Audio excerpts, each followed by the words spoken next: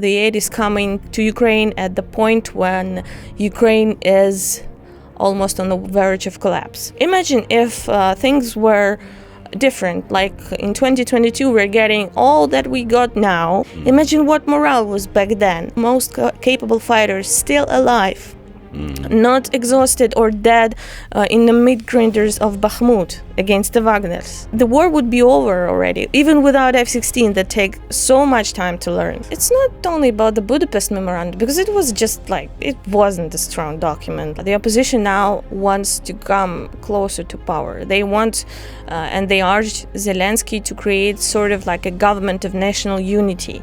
If you support Ukraine, you should hate Russia. If you support Russia, you hate America. Ukraine is supported by America. Therefore, you hate also Ukraine. Good day, everyone. This is Brian Bonner, host of Ukraine Calling. We have a real treat today. We have one of the outstanding Ukraine correspondents covering the war now, then Veronika Melkozerova. Welcome to the studio. Thank you for having me, Brian. For those who haven't read Veronika, please do. She has one of the great insights in covering the war because she's one of a small but growing number of Ukrainians who are based here in Kyiv covering the war. There are others, and I know because my other job for the Cipher Brief is to round up all the daily news in Ukraine, and I always go to your stories, Nika, because there's always a bit of extra insight that you have, and a bit of offbeat. You have, always the flair that you had for the offbeat story. And, more than that, we worked together for 5 years or more at the Kyiv Post when I was the chief editor. And I was so glad I spotted your talent in 2015 and hired you. Thank you. Thanks for coming in. We have a big week. I don't know what you make of it. Of course, in the war, we have the awfulness of Poltava. 55 dead at the latest count. And every time, and you've covered so many of these tragedies, every time we think in Ukraine, this is it, the world is going to finally wake up that Vladimir Putin is waging a genocidal war, and then we're going to get everything we want and more aid. But then it fades away and nothing ever really seems to change. Do you think this time it could be different? No, I don't. Because you've had the theme before, basically saying that we're a nation that doesn't count. Do you still feel that way in terms of the Western response? I don't want to sound ungrateful because the Western nations indeed did what was considered impossible. They reacted pretty fast. They consolidated some aid. Yes, it's still coming pretty slowly. Yes, it's still coming not when we need it, the exact time when we need it, not in the exact amount that we need. So I would say that the Western nations, they support us, but Western politicians still have their own strategy on how they, I would say, how they manage our war expectations and our war. And I think that for Ukraine, it's the existential war. For Russia, it's also an existential war because it knows that if it loses, it will be dismantled in its empire. Maybe it will be some new Russia, but at this point, I think Russia understood that this is the key time for its existence too, as for Ukrainian. While West treats it like yet another problem, an eternal conflict that needs to be somehow managed, but there is no long-term strategy rather than we should wait and see, and the aid is coming to to Ukraine at the point when Ukraine is almost on the verge of collapse, not for Ukraine to be able to win. And you don't think this week will change that? I don't think that. In fact, there's some headwinds that we could be running into where people are going the other way. Germany's cutting its budget. We still have the big wild card for the elections. Does it matter who the president is in America? I think, yeah, it does matter because Americans unfortunately showed not only to Ukraine but also to Europe that it's very hard to count on them. Sorry, Brian. Yeah. But they, when it was like the last great war in Europe, Americans after that said to all of us, hey, disarm and we'll protect you. And you can do what you do. We're going to be a great policeman of the world. But then they got tired. We forgot about that Budapest memorandum and the commitments. It's not only about the Budapest memorandum, because it was just like, it wasn't a strong document. Let's be honest here. And yet that was like what Ukraine got, which wasn't much, as it turned out. Just like now with all the security agreements, also not much. And you've covered, okay, let's hope it changes. They're meeting in Ramstein as we record this program, and not expecting great revelations. And I also tend to agree with you that it's not going to, this incident, it's just, in fact, I spent 2 days going over your stories for Politico, for the Kyiv Post, for other people, because you've worked at a lot of places, NBC News, for instance, and you've covered a lot of these tragedies, and we don't see a fundamental change in the West's response. So today, President Volodymyr Zelensky is in Germany, and hopefully he's going to press the case more successfully. That's one aspect of the big news. The other big news was the big shakeup in Ukrainian government. And how many shakeups have we seen in our years as a journalist? It just seems like, I remember the average lifespan of a minister is like a year or so in Ukraine. And so there's a revolving door. Now, already the coverage, I'm interested in your insights. Already the coverage ranges from this is routine, planned in many cases, we need a new energy. That's the Zelensky-friendly version. To the other side, this is a governing crisis, and we are talking about removing people like Dmytro Kuleba, foreign minister, the head of Ukraine, go for no reason other than Andrei Yermak wanted to consolidate his power as chief of staff for Zelensky. What are you finding out? That the second one is more close. It's closer to truth. Unfortunately, Zelensky's party victory in 2019 gave him a lot of powers in legal way. He got the mono majority, so he got all the rights to appoint whoever he wants. And then martial law gave him even more powers during war. However, I would say that he uses it to concentrate all the powers in the president's office, which many say is not right, because this gives too many powers to a very small group of people. Yeah. And it's not very democratic and European Union aspirational as we declare. Well, we're in a strange situation where, rightly, we can't hold elections because for many reasons. Russian propaganda, security alone, the fact that 20% of our territory, of Ukraine's territory, is under Russian control. So Ukrainians can't vote out Zelensky and the parliament. They're stuck with them, it looks like, until the end of the war. But those in governance can throw out anybody that they want in terms of their appointments. So there is a bubbling discontent among the opposition. Or people who actually just have a different view of the way the country should be governed. I don't want to call them opposition necessarily, but how do you think that opposition is going to play out? Because there's really nothing they can do about it, right, until the end of the war. I talked to one of the top opposition figures, Ivana Klimpush-Tsintsadze, for my story.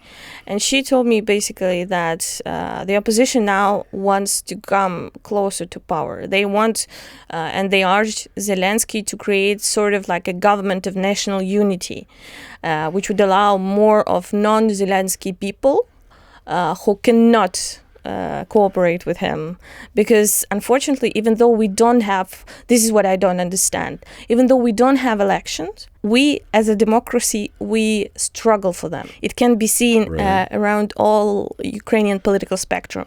They fight each other. They cannot deal with Zelensky. Zelensky hates Poroshenko still. Poroshenko's party feels the same towards Zelensky. There is no feeling like it was in 2022 when they all united in one fist when Kyiv was under attack. As soon as Russians moved away from Kyiv, Ukrainian political scene returned, even without elections. I'm worried about that after the war, that it's going to fall apart like that too. Does it harm the war effort, do you think?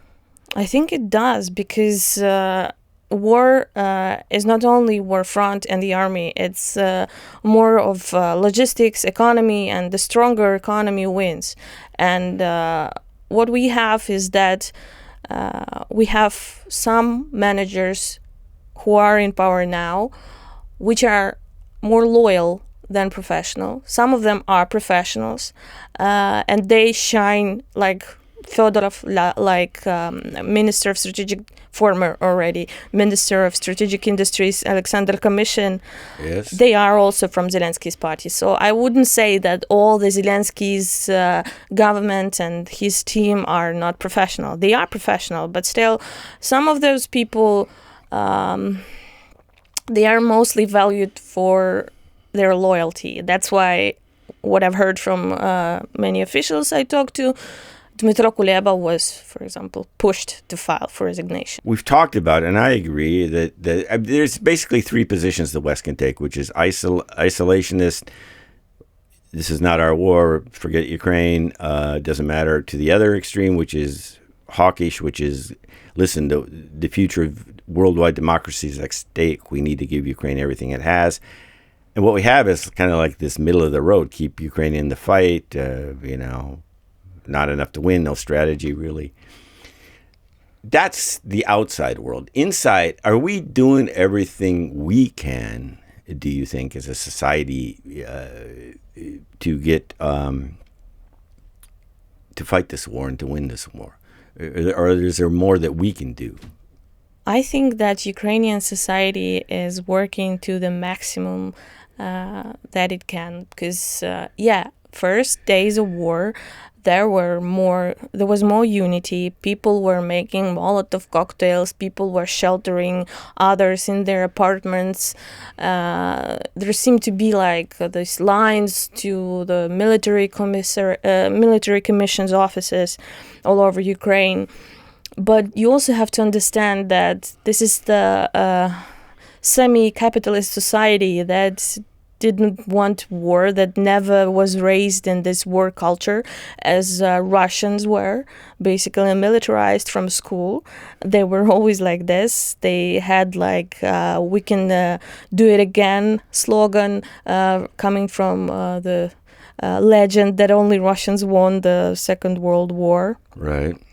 So it was in their culture. They always were at wars. While Ukrainian society was more like chaotic freedom and democracy. So I would say it would also be wrong to expect from people who have been living in this almost unbearable situation for a modern person to stick to the same kind of stamina that they had during their first year of war. That's true. It is exhausting. Given the fact, and Ukrainians do have a much different society than Russia, thank God. But given the fact that the enemy is here and the enemy never lives up to their negotiations or their word, and there's nobody to enforce a peace agreement against Russia, Zelensky said at the beginning of the war, we're going to need to become a big Israel. And we're not at this point. We're getting there. Kamyshin and becoming more innovative on defense, and you've covered a lot of drone innovations in your coverage. We're getting there. And we're becoming more economically resilient as the war goes on. But a big Israel would mean that we draft everybody at the age of 18, that everything goes for some kind of military duty, not like going straight to Kursk or the front. Do we need to get there to win this war? And do you think we will get there? I don't think that we should get there, and I don't think that we will get there. I am not a politician and not a political analyst, so... But you are a Ukrainian. I am a Ukrainian, and I think that as a Ukrainian, Ukraine will not be managed to continue this war forever, whatever it takes, and for 50 or so years more, right, only on its own. Because, as you said, Israel is smaller. Israel has a huge U.S. backing, even now when it does what it does in Gaza. That's why I don't want us to become... Big Israel. Yeah, right. Big Israel, because... yeah, it's politically dangerous for any politician from either party in America to not support Israel in the strongest possible way. Unfortunately, that's not the reality for Ukraine yet. I just think that at some point... I don't want to sound as a conspiracist, but I recently had a meeting, very interesting meeting with a diplomat from an Asian country who told me that, for example, such countries as China, they look at this war and they don't want it to end because they know that as soon as elections in the United States will be over, and, for example, if Trump wins, U.S. will move all its interest from Europe to Asia. Mm-hmm. And that is what dangerous to China. Interesting. Well, I mean, that's not conspiracy. I mean, I think that's geopolitical strategizing. And you made some of these observations. You've covered some big international events. I think one of them was the peace conference in Switzerland. Yes, yes. Earlier this year, right? Yeah, in June. It was in June. In June. You made some observations that, yes, every nation in China has interests that are definitely not in line with us.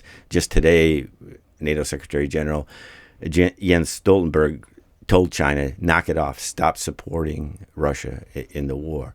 What was some of your big takeaways from that event? Because that was a huge gathering. I think it was not a peace summit actually, but Ukraine's desire to build sort of like another UN, but without Russia.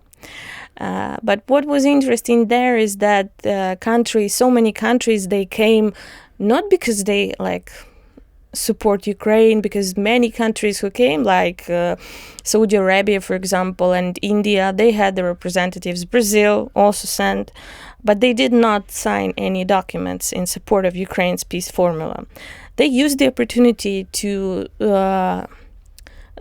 speak in front of so many people, and they said actually a lot of interesting things in between the lines of their official speeches. For example, Turkey said that this war must be over because it already is going out of Ukraine's borders. It already sort of divides the world on camps, which is basically, if you support Ukraine, you should hate Russia.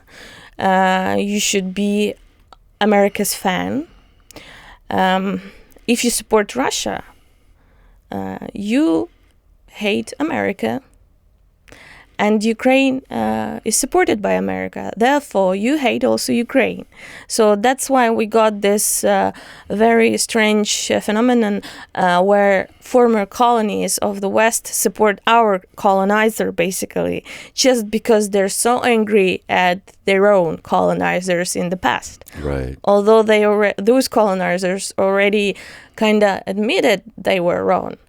But there's still this sentiment that is there, and when you have countries like Russia and China giving you money just for you to have it, to build another stadium or the road in Africa, for example, right, you kind of feel more attached to Russia. Right. So I would say that at this point, the world is divided, and West is again West is sort of, and Ukraine are against Global South, Middle East, and Russia, because Russia is not isolated. Doesn't it have to be? Don't we have to get that way? Because I can't think of a single positive role that Russia plays in the world. Can you?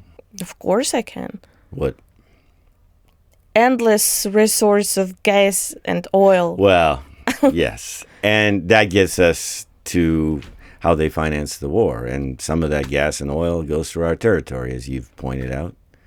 In stories, we have the absurd situation. And we have then people in the Western camp, Austria, Hungary, and Slovakia, who don't want to let it go. And are actually, well, pro-Russian. Austria is pro-Ukrainian, but sort of goes in different ways. It's pretty absurd, don't you think?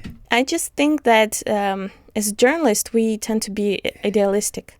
I was actually very naive when I thought that world is about values. Now with this war going into its 4th year, I think, because it's going to continue after the new year. You don't see an end? No. I see that most of the countries are not pro-Ukrainian or pro-Russian. They're pro themselves. And while we are dying here, we think that it is the most important and the most cruel, the cruelest thing you can imagine. For the world is just another headline, and their own pockets, their own so-called green energy programs and more defense contracts. You've written eloquently for the Kyiv Post and Politico in opinions, the Atlantic, New York Times, and so forth, about human lives, and some nations matter more than others, and some lives matter more than others. And you drew all the way back to 2016. You were talking about Syria and Ukraine. And of course, you were there at the beginning of the Kyiv Post, where you watched this slow motion disaster that we're living now, because you covered, and I might say in a very exclusive fashion, the construction of the Kerch Bridge, and the inevitability that followed that was that they were going to choke off the Azov Sea and then move on the Black Sea. You scooped the world on that. I still want that front page back, because June 15th, 2018. We had the headline, Russia takes control of Azov Sea. It was the most read story we had in a long time. I didn't put it on the front page. I had Sentsov on the front page, which could have gone any week, so I should have had that one back. But you had covered this, and you saw this all the way through, pointing out the West was just not up to the task, and maybe we weren't either, and maybe Russia wasn't either, because they didn't go all in. Have you analyzed what could have changed, or is there no point in going back? I think to prevent 2022. I mean, I think there was no point in going back because I recently also thought a lot about the past, and I remembered a very interesting episode when I was in Deutsche Welle in Germany. It was like an internship back in 2015. I saw a anti-nuclear energy protest in Germany.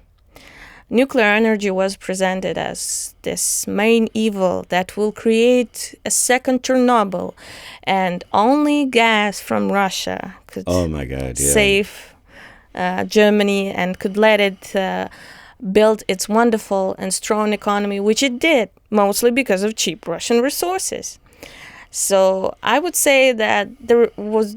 And Ukraine never had opinion of itself as a strong state, unfortunately. I even heard that in the UN when we were speaking with the Ukrainian ambassador Kislitsa. Mm-hmm. And he honestly told me that Ukrainian diplomacy was oriented more just on the principle that you can solve any issue you have in Washington or in Moscow. Others didn't matter. So we also did not finance our propaganda. We let Russia to just take over all the narrative. Airwaves. They even had control of our airwaves until 2021. Yeah. I mean, not control, but they had 3 propaganda spewing TV stations until Zelensky finally got rid of them. The Medvedchuk. Yeah, and we had people, I remember going back to some articles where they were arguing against sanctions, saying that this is not the way to treat Russia. And, obviously the U.S. response was weak. It was all kind of a nightmare that when you read the history, it's easy to see where we were today. I'm just wondering why Russia didn't go in all the way back then when we were kind of on our back. Ukraine in 2014, right after the revolution. Yanukovych had fled. We didn't have a defense. Do you think he was afraid, cautious, or just wasn't ready? I think he wasn't ready. I think he hadn't corrupt Western world to the extent that needed to be that it was after the construction of Nord Streams, for example. He also, after Crimea, it was like a first try. After Crimea, when he did it and got almost no repercussions, like got Nord Stream, got Merkel visiting him, got like the second restart, like they did after Georgia, after what he did to Georgia and keeps doing. He understood that you can do more. So he started, but he didn't want because Putin is not like a suicidal maniac. He has a lavish life. He has wife, he has kids. He wants to stay alive. Yeah. He wants to stay alive. He doesn't want nuclear war. He doesn't want his people to die, or those he consider worthy people, not Ukrainians. Russians are fine though to die. He sends a lot of them to death. That's like. But not yet his another people. topic. Yeah, that's another topic. Not his people. Some Russians are fine today, and they are fine with that because. Then what changed? He thought he could get away with it, basically. Yeah, he saw Trump praising him, how he used the situation to take Crimea. You have an extensive archive of Trump coverage, which is really impressive. Worrying, I'll say, as an American. I think it's wishful thinking, the line that when Trump gets in, that he will have this conversion that other politicians have had. But I know Ukrainians have to play the bipartisan and definitely don't want to get involved in that. So as an American, I'll leave it. We had banner headline, why Trump hates Ukraine. Do you get time to ever step away from the day-to-day? Because you did some great investigations for the Kyiv Post. You were part of the Dying for Truth, looked at violence against journalists in Ukraine, honest history, where you gave really, really insightful coverage of Hungarian and Carpathians and Polish-Ukraine ties, as well as Donbass in the 90s. I think that was our series about Ukraine in the 90s. Where if you read that you can see why we also are where we are today. I hope you get time to do some of that, but the news is coming too fast and furious for you, I think. Yeah, unfortunately. Another of your opinions, I mean, you focus on this like you try to break down the portrayals of Ukrainians as, on the one hand, superhuman heroes who are doing the impossible, working 24/7 a day, perfect people, and the other extreme, which is, we don't care about this country. It's just corrupt cesspool anyway. Can you go into that?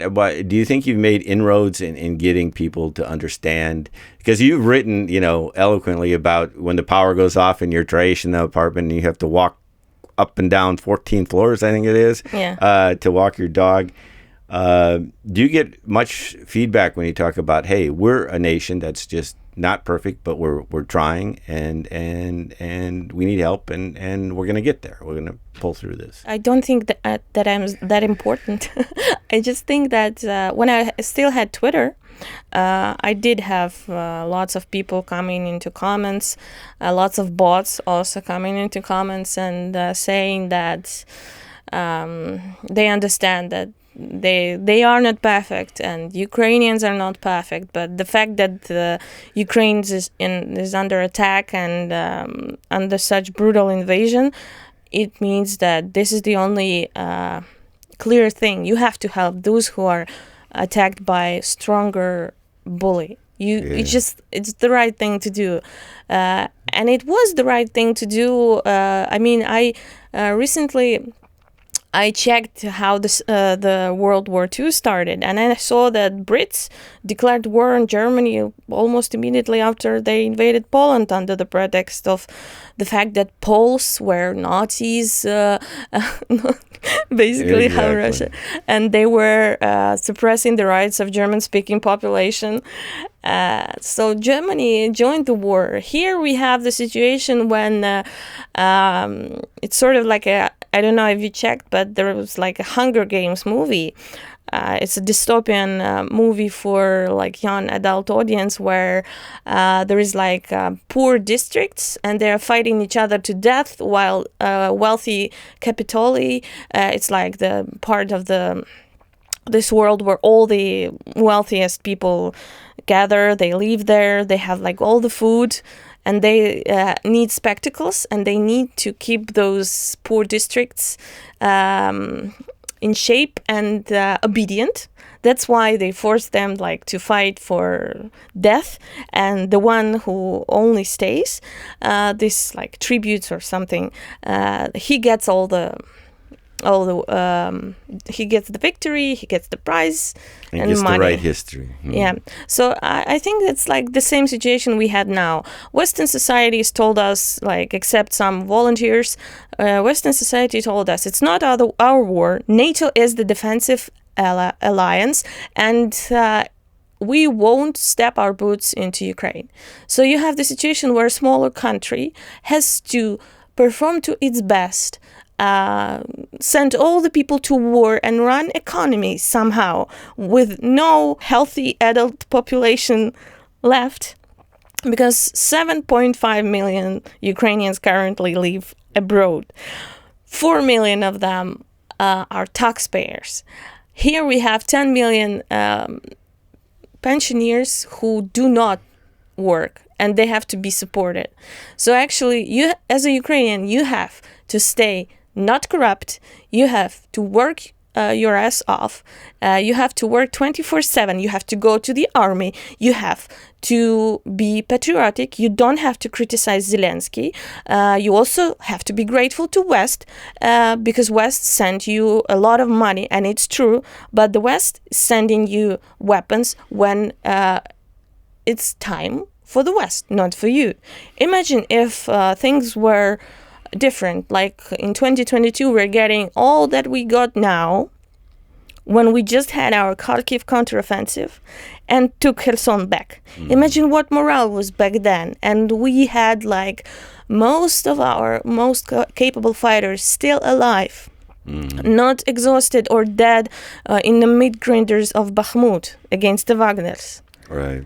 That the war would be over already, even without F-16 that take so much time to learn. Well, we could have learned him by then, but you're right. The scale of the killing was infinitely smaller between 2014 and 2022. Still horrible. I remember you did an interview with Anatoly Mateos where he said half the soldiers have post-traumatic stress disorder, or, I mean, I just can't imagine what that's like now. You quit X, right, or Twitter, or Yes. Musk quit you. Why? Because of Elon Musk? Yes. You had a following of how many? 250,000 people. And you walked away from that. I walked away too, but I only had 25,000 at the end. I got so many followers just because it was like fashionable back then to follow Ukrainian. Let's be honest, it's not that big of a deal. Well, one of the things, you've worked both local, but you just didn't like the pollution or his ideology. It just has become, as soon as moderation was out, sewage, yeah. And also he started giving the blue ticks, not for those who earned them, with their reputation, because old Twitter, You had to pay for it, yeah. yeah, used to give the ticks only to those verified users. I paid for mine, and he still took my account away. And I never got a good answer. I went through 10 stages of hell, and there's no customer service there, I can tell you that. But it's good to be off it. I don't think I know it's a source of information, but it's kind of like drinking dirty water. You know, Yeah. You get water, but you get the dirt that comes with it. You have worked for local publications and international. And you've talked about this. What's easier? Because you talked about, I mean, sometimes local Ukrainian officials don't want to talk to you because you know the real story. Yet at the same time, they want your audience, which is much, broader than most Ukrainian publications. Which do you like better? Of course, I do like better to work for foreign publications. Because? Because the standards are higher. I mean, Kyiv Post, I had experience before I joined the Kyiv Post. And that was a revelation, like, because of the standards that the old good Kyiv Post had. Because you had, like, editors fact-checking you once, twice, 3 times. You had them asking questions. You had them, like, really sometimes even forging you in fire just to be sure that your story is strong, because you take responsibility. Your story has an impact. While before, in Ukrainian journalism, I worked mostly in Russian-speaking newsrooms that were, like, doing jinsa, which is basically masked, like a political propaganda of certain party, masked as a story. It was like... For money. For money, yeah. I had one newsroom that had, like, an author, which did not exist, but it was like every month he published some stories about, for example, how good Medvedchuk was actually, or something like that. God. And the Ukrainian journalism, unfortunately, was in a very bad shape when I was a very young journalist. So when I came to Kyiv Post, it was like eye-opening experience. Well, that's good to hear. You know, I know we could talk for a long time. Maybe this is a good point to leave it. I'm glad you're at Politico. I wish you strength. I wish Ukraine strength and support to see this war through to victory. I think the readers are lucky to have you, and I'm one of them, so I know that. And thank you for joining me. I know you have a busy day and are filing stories left and right. So I appreciate your time, Nika. Thank you so much, Brian. Veronika Melkozerova. Yes. It is a big honor to have you and to have worked with you for more than 5 years at the Kyiv Post. So, thank you so much. That's it for this edition of Ukraine Calling on Hromadske Radio. We hope to see you again soon. Thanks for joining us.